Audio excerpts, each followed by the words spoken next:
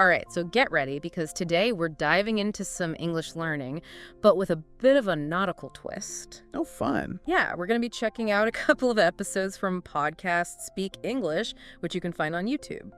Okay.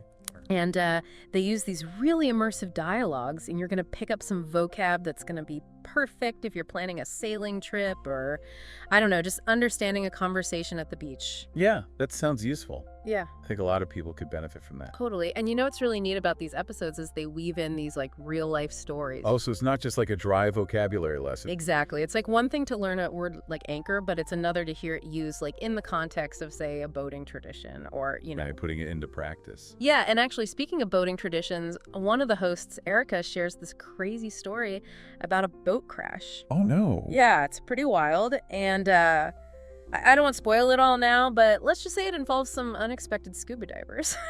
Okay, now I'm really intrigued. Yeah, we'll get to all the drama later, I promise. But first, let's just warm up with some of the basic vocabulary they cover. Okay, that's good. So they start off with sailing and anchoring, right? Words you've probably heard before. But did you ever notice how anchor can be both a noun and a verb? That's a good point. I guess we do that with so many words in English. Right. It's like the language is constantly evolving. Like Google started as the name of a company, but now we Google everything. Exactly. It's become a verb. Exactly. So you can say like, the boat's anchor is heavy, and that's the noun. But then you can also say, let's anchor here for lunch, and now it's an action. Yeah, I never thought about it like that. It's cool, right? Okay, so now let's jump into the water. The episodes cover 3 different swimming styles: doggy paddling, breaststroke, and backstroke. Okay, classic swimming styles. Yeah, and it's funny, they describe doggy paddling as the not-so-Olympic style. Yeah, it's not exactly the most graceful stroke. Right? Yeah. It's like that instinctual thing we do just trying to stay afloat. It makes you wonder, is there some like primal part of our brains that remembers how to do that, even if we've never had a swimming lesson? Maybe. I mean, Yeah. it seems to be pretty universal. Right. Okay, now for the breaststroke. Imagine yourself channeling your inner frog arms and legs moving in a circular motion. Yeah, that's a good way to put it. It's classic, it's efficient, very different from that flailing to survive energy of the doggy paddle. For sure. And finally, the backstroke. This one is all about relaxation, gliding through the water, maybe even working on your tan while you're at it. Yeah, that's the life. It's interesting how each stroke has like a different vibe, just like different approaches to language learning, you know?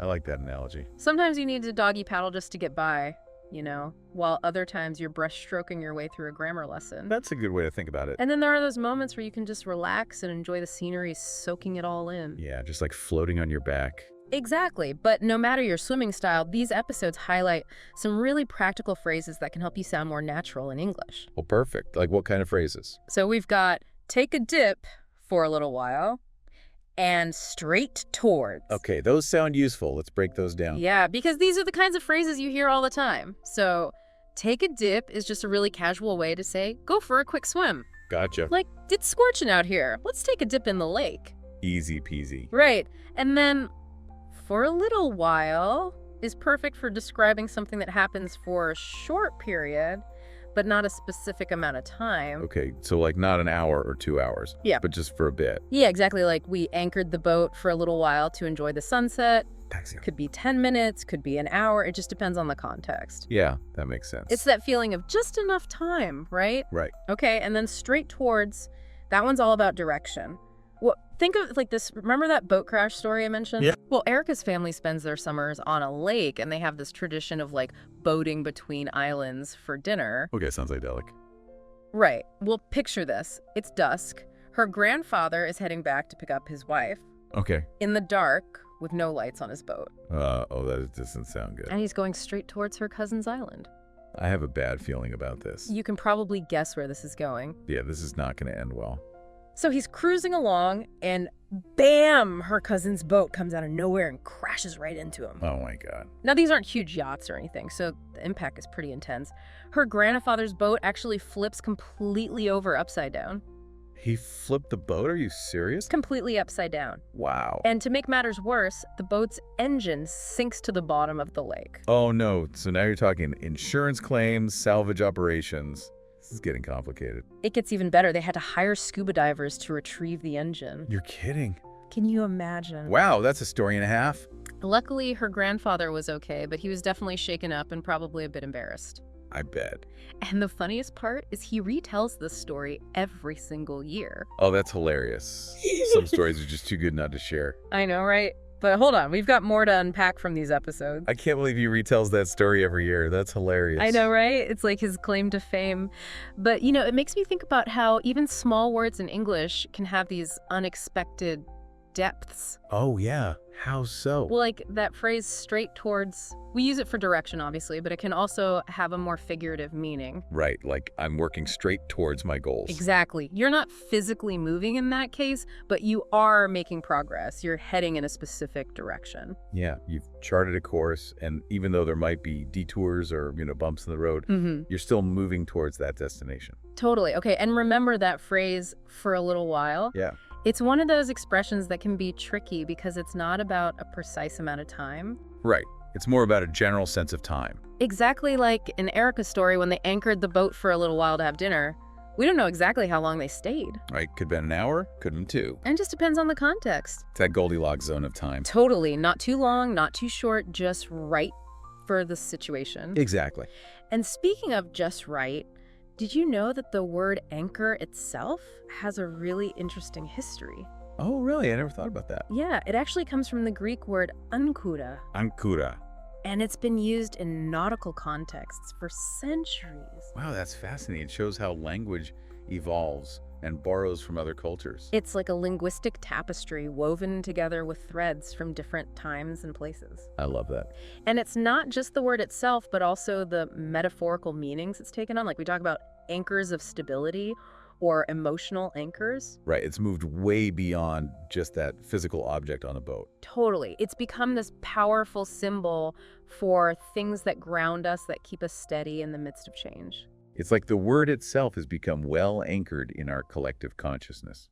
I love that, and it makes me think about those different swimming styles again.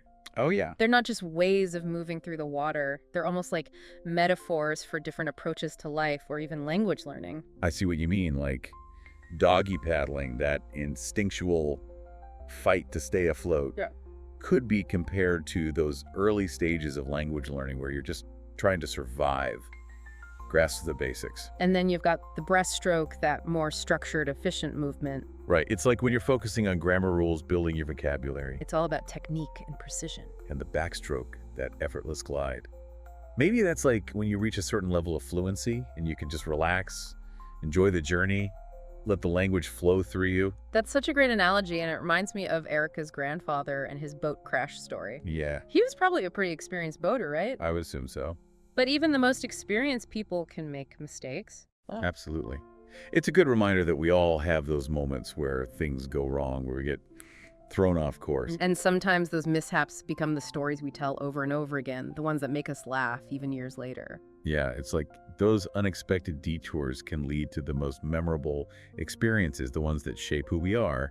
And speaking of shaping experiences, these Podcast Speak English episodes do such a great job of connecting language learning to real-life situations. Absolutely. It's not just about memorizing vocabulary lists. It's about understanding how people actually use language, how it reflects their culture, their humor, their unique perspectives. Yeah, it's like each conversation is a little window into a different world. Absolutely. And, the episodes actually touch on this with a really simple example. Swimming attire. Like in the US, we'd say swimsuit, but in the UK, they often say swimming costume. Interesting. Same piece of clothing, different words. Yeah, it's like how we use different words for soda depending on where you are in the US. Pop, soda, Coke. It all means the same thing, but it's like those little variations add a layer of regional flavor. Exactly. And those seemingly small differences can actually reveal a lot about, cultural norms and perspectives. It reminds us that language is constantly evolving and adapting to different contexts. It's not this fixed, unchanging thing. It's like language is alive, breathing, always changing, just like the people who speak it. And that's what makes learning a new language so exciting. For sure. It's not just about the words themselves, it's about understanding the people and the cultures behind those words. It's about seeing the world through a new lens, experiencing things from a different perspective. And those aha moments, when you discover those cultural nuances, those are the moments that really stick with you. Yeah. The ones that make the learning process come alive. Totally. It's like you're unlocking a secret code, and suddenly you can connect with people on a deeper level, appreciate their humor, their way of looking at the world. Exactly. And, it makes me think about Erica's grandfather and his boat crash story. Oh, It's not just a funny anecdote. It's a reminder that even in the midst of chaos, we can find humor. We can connect with others. We can share our experiences through language. it's like those shared stories, those moments of laughter and connection, they become our anchors. Yeah, The things that ground us, that help us navigate the ups and downs of life. beautifully put. So as you continue your own language learning journey, Hmm. remember to embrace those challenges, celebrate those victories, and never stop exploring. Each new word, each new conversation is an opportunity to discover something new about yourself and the world around you. Absolutely. It's like we've been saying throughout this whole deep dive, language learning is about so much more than just words. It's a passport to new experiences, a bridge between cultures, a way to connect with people on a deeper level. And who knows what amazing adventures await you out there. So keep diving in, keep that curiosity alive, and most importantly, have fun.